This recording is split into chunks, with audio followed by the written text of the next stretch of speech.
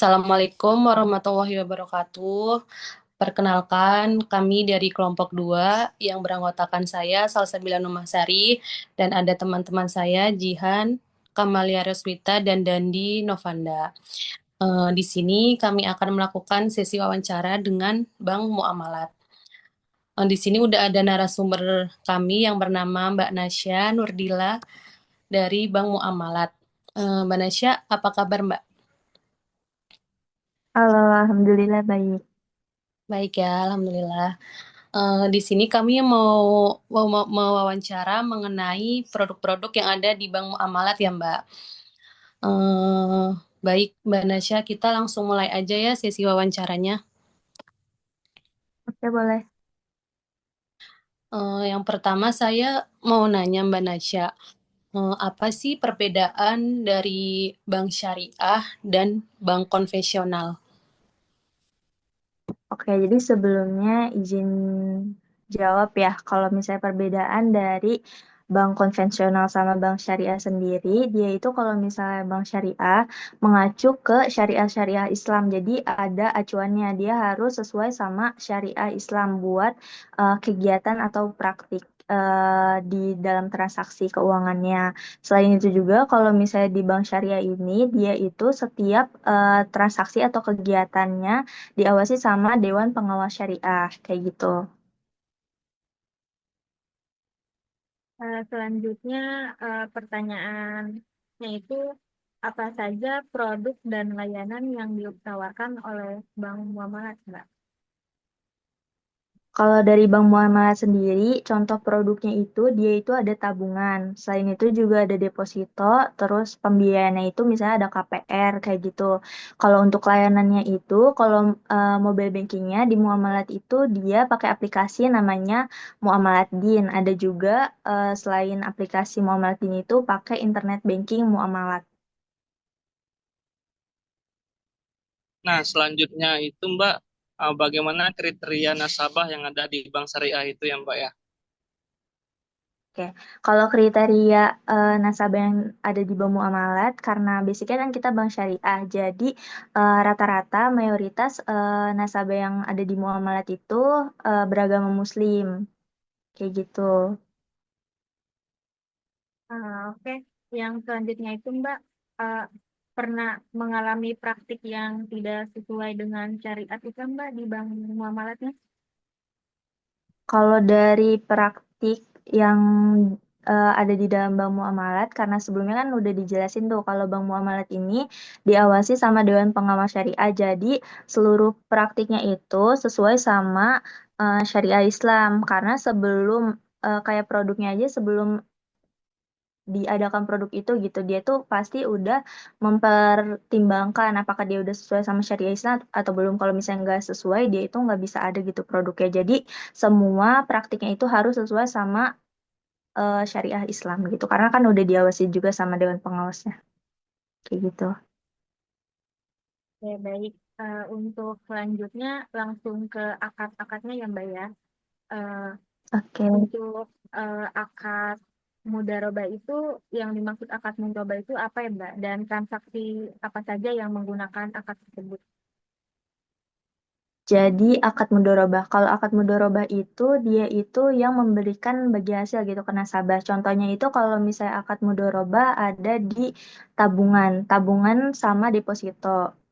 eh Kalau misalnya yang di akad mudorobah itu, kalau untuk tabungan dia itu nasabah itu kan menyimpan dana. Dia itu nanti nasabah itu bisa dapat bagi hasil dari tabungan yang dia punya. Jadi kalau misalnya di bank muamalat, keuntungan untuk nasabahnya itu 5 bagian, untuk nasabah 95 bagian untuk bank kayak gitu. Untuk akad mudorobah. Oke. Eh, Kalau misalkan mekanisme dari akad mudarobah itu bagaimana Mbak? Nah, jadi kalau misalnya untuk mekanisme akad dari mudoroba kan tadi yang pakai akad mudoroba itu ada dua, tabungan sama deposito. Kalau misalnya tabungan, mekanismenya itu sama aja sih kayak pembukaan rekening di bank-bank lain juga. Paling dia bawa KTP, NPWP. Nah, kalau misalnya untuk akad mudoroba, dia itu minimal setoran awalnya itu di 50.000. Nah, nanti per bulannya itu dia dikenakan biaya bulanan 5.000, tapi dia dapat bagi hasil dari tabungan yang dia simpan di bank. Nah, kalau misalnya yang deposito, deposito itu ada dua. Ada deposito online sama deposito manual. Kalau yang online ini dia bagi hasil lebih besar daripada yang manual. Karena kan kita lagi migrasi nih dari yang manual ke yang online biar bisa menarik nasabah gitu. Kalau misalnya yang online ini dia bagi hasilnya itu 75 bagian nasabah, 25 bagian bank. Dia untuk temponya sama 1, 3, 6, sama 12 bulan untuk deposito yang manual sama yang online. Oke, kemudian mekanisme atau sistem bagi hasil dari akad mudharabah tersebut bagaimana, Mbak? Nah, kalau mekanisme bagi hasilnya kayak yang tadi udah disebutin, kalau yang tabungan mudoroba dia 5 bagian buat nasabah, 95 bagian buat bank. Kalau yang deposito, kalau yang online itu 25 bagian bank, 75 bagian nasabah. Kalau yang manual itu dia ikut sama jatuh tempo waktunya makin lama dia menaruh uangnya, maka makin besar bagi hasilnya, tapi nggak sebesar di deposito online kayak gitu. Bedanya antara deposito manual sama deposito online itu cuman beda di bilet aja. Kalau misalnya yang manual, nasabah itu masih dapat bilet yang bisa dipegang.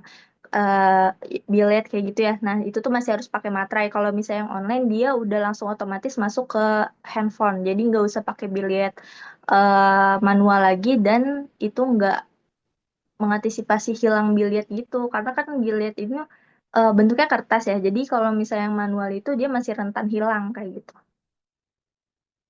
Gitu, Mbak. Kemudian akad selanjutnya akan ditanyakan oleh rekan saya ya. Baik, Mbak Nasya, saya akan nanya tentang akad wadiah. Apa sih yang dimaksud dengan akad wadiah dan transaksi apa saja yang menggunakan akad wadiah di bank muamalat? Kalau akad wadiah itu dia itu murni cuman untuk simpen dana aja. Jadi kalau misalnya yang mau nabung nih nggak mau sampai uangnya berkurang kan kalau misalnya di bank konvensional pasti ada biaya admin per bulan. Nah kalau di bank syariah ini ada mungkin di bank konvensional semuanya pakai biaya administrasi bulanan karena kan setahu saya rata-rata kayak gitu. Cuman kalau di bank syariah ini di bank muamalat maksudnya kalau yang akad wadiah ini dia itu nggak kena biaya administrasi bulanan karena itu dikhususkan buat nasabah yang mau nyimpen dana. Jadi dan misalnya dananya awalnya 10 juta, ya udah sampai nanti bakal terus 10 juta nggak akan kena biaya potongan admin, tapi dia itu nggak dapat bagi hasil setiap bulan. Jadi nggak ada perkembangan gitu dananya. Jadi segitu aja. Selanjutnya, bagaimana mekanisme dari akad wadiah? Kalau untuk mekanisme dari akad wadiah, kalau untuk pembukaan tabungan sih sama, mau yang akad wadiah atau mudoroba, dia tetap harus bawa KTP, NPWP, kayak gitu persyaratannya. Nah, nanti kalau misalnya untuk pembukaan rekeningnya itu, sekarang itu udah bisa lewat aplikasi yang tadi saya sebutkan, Muamalat Din, dia itu mobile bankingnya Muamalat. Jadi, buka rekeningnya bisa dari rumah, ngambil buku tabungan di bank, atau buka langsung di bank juga bisa, tapi lebih enak lewat muamalah karena nanti dia tuh langsung otomatis keluar nomor rekeningnya. Lebih cepat sih. Nah, kalau gitu Mbak, yang dimaksud dengan akad murabahah itu apa ya Mbak? Setelah transaksi dari akad tersebut. Oke. Kalau yang tadi kan akad wadiah sama mudorobah dia itu biasa di tabungan. Kalau kalau murabah ini dia itu biasa akadnya di pembiayaan. Dia itu akad pembiayaan jual beli antara bank sama nasabah kayak gitu. Biasanya contohnya adanya di KPR sih. Mekanismenya gimana Mbak? Kalau mekanisme akad Mekanis murabahah itu. Mekanismenya kalau misalnya akad murabahah di bank syariah untuk pembiayaan KPR ini, jadi Misalnya nih, nasabah ada rumah yang mau dibeli, tapi dananya belum ada. Nah, dia itu bisa tuh pengajuan ke bank. Jadi dia mau beli rumah yang ini, nanti rumahnya itu dibeli dulu nih sama bank. Setelah rumahnya dibeli, nanti tuh ada yaitu akadnya. Jadi harganya sekian, nanti setiap bulannya dibayar sekian. Nah itu tuh flat dari awal sampai nanti akhir udah ada angsuran-angsurannya tersendiri, gak akan fluktuatif. Pokoknya nanti sesuai sama akad nilainya. Kelebihannya di situ kalau misalnya KPR di bank syariah. Nah, kalau gitu sistem bagi hasilnya gimana ya Mbak ya? Kalau akan Kalau murabahat. Kalau akad murabahah dia itu pakainya sistemnya margin. Jadi marginnya itu untuk KPR dia itu mulai dari 9%. Tergantung juga nanti bisa dapat special margin itu tergantung kalau misalnya lagi ada event-event di bank muamalatnya sendiri kayak gitu.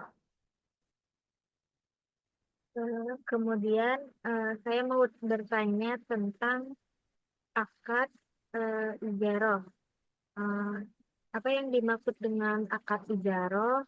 Kemudian transaksi apa saja yang menggunakan akad tersebut, Mbak?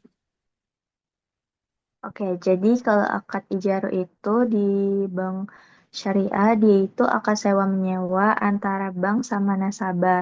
Kalau contohnya yang pakai akad ijaro di bank muamalat itu kita menyewakan safe deposit box kayak gitu.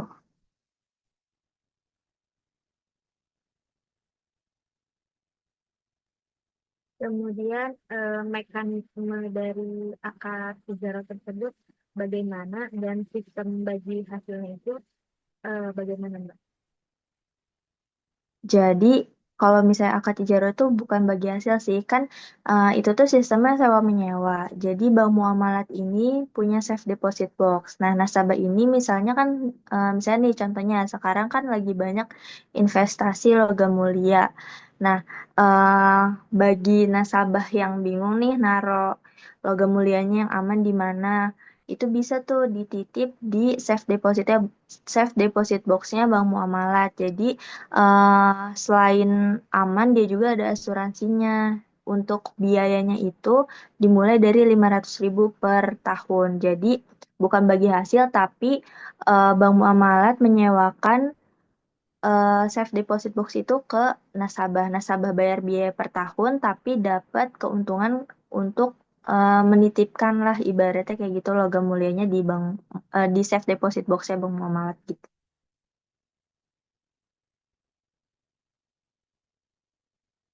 Oke, baik. Kemudian untuk produk apa sih, Mbak, yang banyak diminati oleh nasabah di bank muamalat?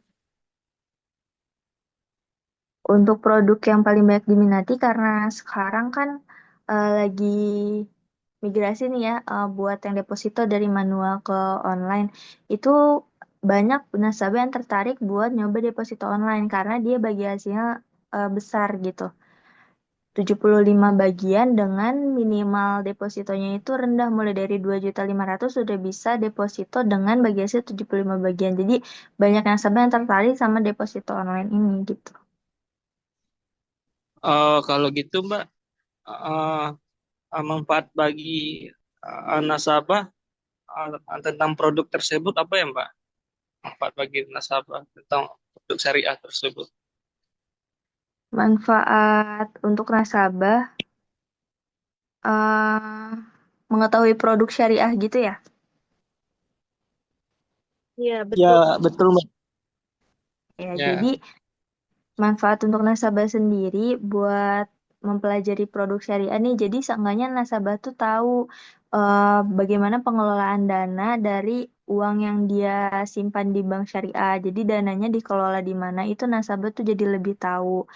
Dan kalau misalnya bedanya naruh di bank syariah sama bank konvensional kan kalau misalnya naruh di bank syariah seperti yang tadi udah dijelaskan di awal, kalau misalnya bank syariah itu pasti sesuai dengan syariah Islam. Jadi untuk umat Muslim mungkin bisa jadi punya ketenangan tersendiri lah untuk dananya bisa dikelola sesuai sama syariah Islam kayak gitu sih paling.